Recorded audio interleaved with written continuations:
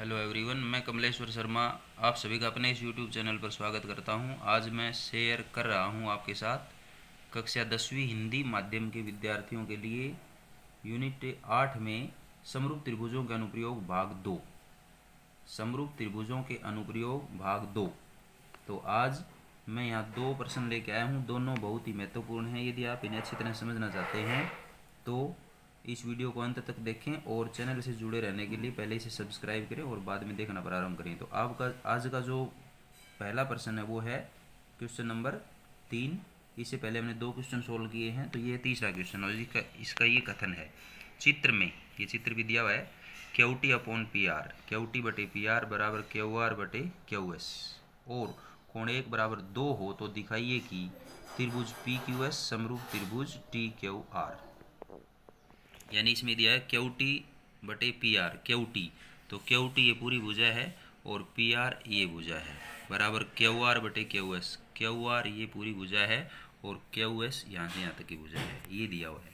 और कोण 1 बराबर 2 और ये कोण 1 और ये कोण 2 आपस में समान है। तो दिखाइए कि त्रिभुज पी क्यू एस समरूप त्रिभुज टी क्यू आर, त्रिभुज पी क्यू एस समरूप त्रिभुज T Q R, T Q R ये बड़ी त्रिभुज इसके समरूप है। तो दत्त है, इसमें मैंने दत्त लिखा है दिया हुआ। चित्र में क्यू टी बटे पी आर बराबर क्यू आर बटे क्यू एस, ये यहाँ इसमें कथन में था, ये यूँ कहीं लिख दिया। और कोण 1 बराबर 2 ये दत्त जो चरण है वो पूरा हुआ। अब अगला जो चरण है वो साध्य है, सिद्ध करना।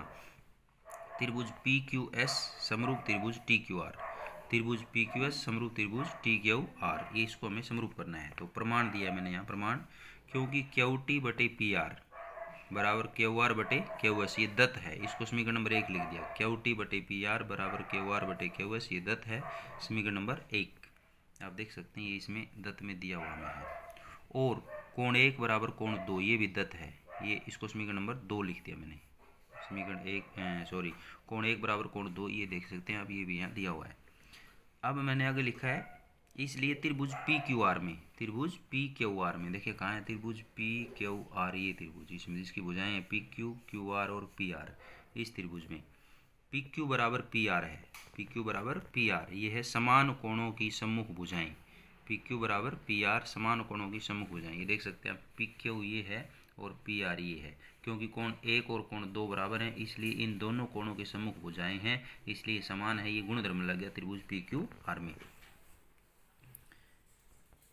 इस परिणाम को यानी ये जो परिणाम पी क्यू बराबर पी आर इसको समीकरण 1 में रखने पर, ये समीकरण 1 है इसमें रखेंगे तो यहाँ हम इसको रखेंगे तो ये जो समीकरण था 1 ये इस प्रकार से बन जाएगा।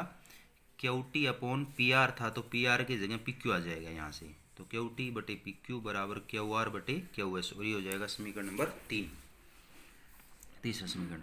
अब त्रिभुज पी क्यू एस व त्रिभुज टी क्यू आर में, अब त्रिभुज पी क्यू एस व टी क्यू आर में, तो पी क्यू एस और टी क्यू आर कहाँ देखेंगे हम, पी क्यू एस ये है और टी क्यू आर ये बड़ी त्रिभुज है। इन दोनों त्रिभुजों में क्यू टी बटे पी क्यू, क्यू टी बटे पी क्यू बराबर क्यू आर बटे क्यू एस, क्यू टी बटे पी क्यू, क्यू टी कहाँ देखें क्यू टी बटे पी,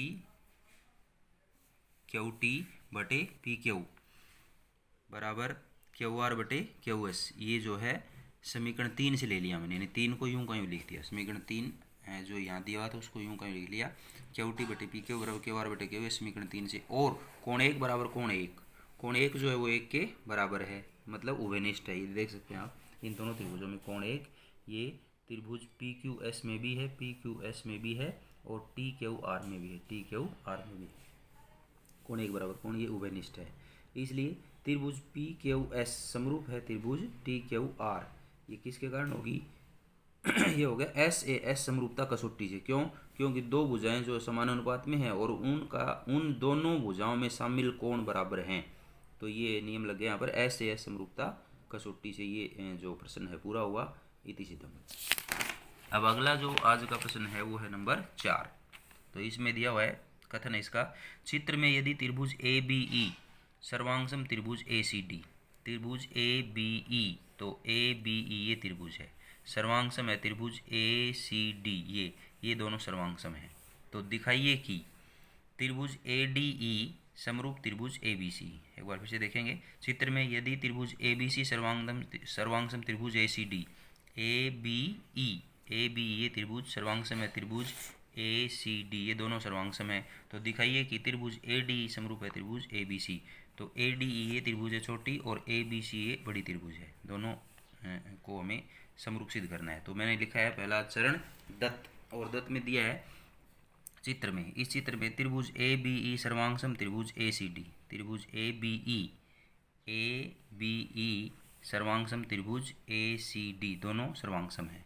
उसके बाद साध्य सिद्ध करना है त्रिभुज ए डी ई समरूप त्रिभुज ए बी सी, यानी ए डी ई इस त्रिभुज को और ए बी सी बड़ी त्रिभुज दोनों को हमें समरूप सिद्ध करना है। तो प्रमाण लिखा है मैंने, प्रमाण में क्योंकि त्रिभुज ए बी ई सर्वांगसम है त्रिभुज ए सी डी, क्योंकि ए बी और ए सी डी दोनों सर्वांगसम है, ये दत्त है, ये दिया हुआ है यहाँ, ये देख सकते हैं आप, इसलिए ए बी बराबर ए सी होगा, इसलिए ये ए बी और ए सी आपस में बराबर होगा। क्यों? क्योंकि सर्वांगसम त्रिभुजों की संगत भुजाएं हैं। इसको समीकरण नंबर 1 लिख दिया, क्योंकि ये दोनों त्रिभुज सर्वांगसम है और ए बी जो है ए बी ई की भुजा है और ए सी जो है ए सी डी की भुजा है, इसलिए संगत भुजाएं हैं तो आपस में समान होंगी, ये हमने लिख दिया समीकरण नंबर 1। और ए बराबर ए डी और ए बराबर ए डी ये होगा, तो ए बराबर ए डी, इसका भी मैंने वही कारण लिखा सर्वांगसम त्रिभुजों की संगत भुजाएं, और इसको मैंने लिख दिया समीकरण नंबर 2। अतः एक समीकरण 1 व समीकरण 2 की तुलना करने पर, इस 1 की और 2 की तुलना करने पर, तो तुलना करेंगे तो ये यहाँ से मैंने लिखा है ए बी बटे ए डी, यहाँ पर अनुपात बना दिया, ए बी त्रिभुज ए बी सी की भुजा और ए डी जो है ए सी डी की भुजा, इन दोनों का अनुपात बना दिया बराबर, इधर लिख दिया त्रिभुज ए सी बटे ए सी जो है त्रिभुज ए बी सी की है और बटे ए जो है त्रिभुज ए डी ई की भुजाएं है, तो ये संगत भुजाओं का अनुपात बना दिया, क्योंकि भुजाएं आपस में समान है तो इनके अनुपात भी समान होंगे, और इसको लिख दिया समीकरण नंबर 3। और कोण ए बराबर कोण ए जो है उभयनिष्ठ है त्रिभुज ए डी ई व त्रिभुज ए बी सी में, इसको समीकरण नंबर 4 लिख दिया। आप देख सकते हैं त्रिभुज ए डी ई और त्रिभुज ए बी सी में ये कोण ए जो है दोनों में उभयनिष्ठ है।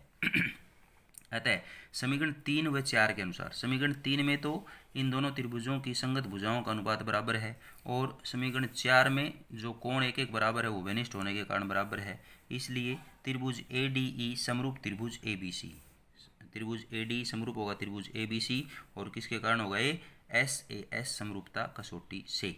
तो ये क्वेश्चन पूरा हुआ, इति सिद्धम। आज के लिए बस इतना ही। यदि वीडियो आपको अच्छा लगा और समझ में आया हो तो आप इसे लाइक करें, शेयर करें और चैनल को सब्सक्राइब करें। धन्यवाद।